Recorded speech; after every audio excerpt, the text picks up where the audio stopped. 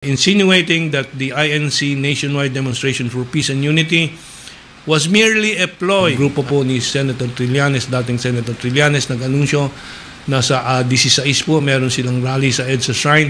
Hanggang ngayon wala pa po akong makitang photo. Pero alam po ninyo, yung si Bongbong Marcos, nasanay na po sa kanyang hati na dila na parang ahas. Iglesia ni Cristo rally is a peace rally.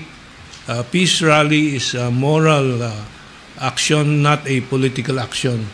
And so napakalaki po, at hindi lang po yan sa Quirino Grandstand, sa Cagayan de Oro, and of course sa Davao, napakalaki po niyan, at iba-ibang mga syudad po sa mga probinsya po natin.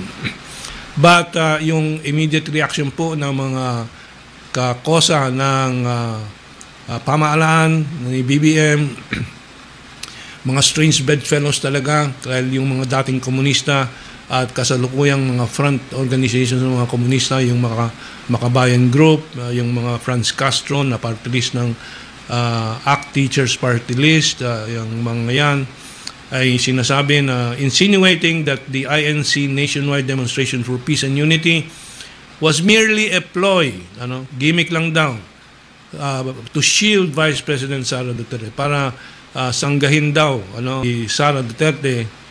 And sabi ng Makabayan Bloc, and its self-anointed mouthpiece are insulting the millions of Filipinos who participated in these rallies.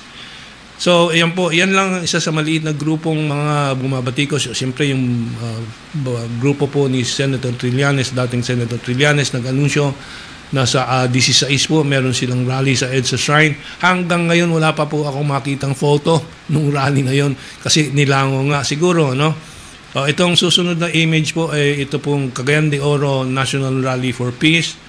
Talagang napuno din po ang major intersection po ng Cagayan de Oro. Really a very big event, at hindi po partisan po yan. Hindi po pumapanig kay Duterte po yan, kaya yung tema malinaw po.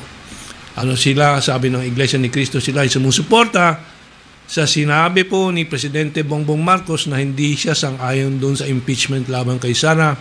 Pero alam po ninyo, yung si Bongbong Marcos, nasanay na po sa kanyang hati na dila na parang ahas. Ay katabi din niya yung ahas niyang Lisa Satanas lagi.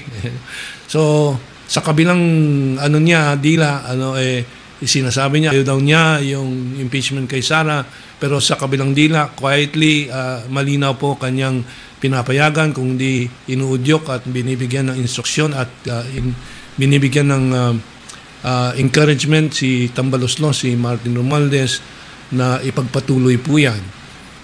Sinalihan din po ng napakaraming hindi naman po mga kasama sa Iglesia ni Cristo, dahil they're supporting the same principle. Tigilan na ang nakakasira, nakakawasak sa bansa na impeachment na politically and partisan motivated impeachment move, mga black propaganda laban daw sa paggamit ng confidential fund ni Sara Duterte.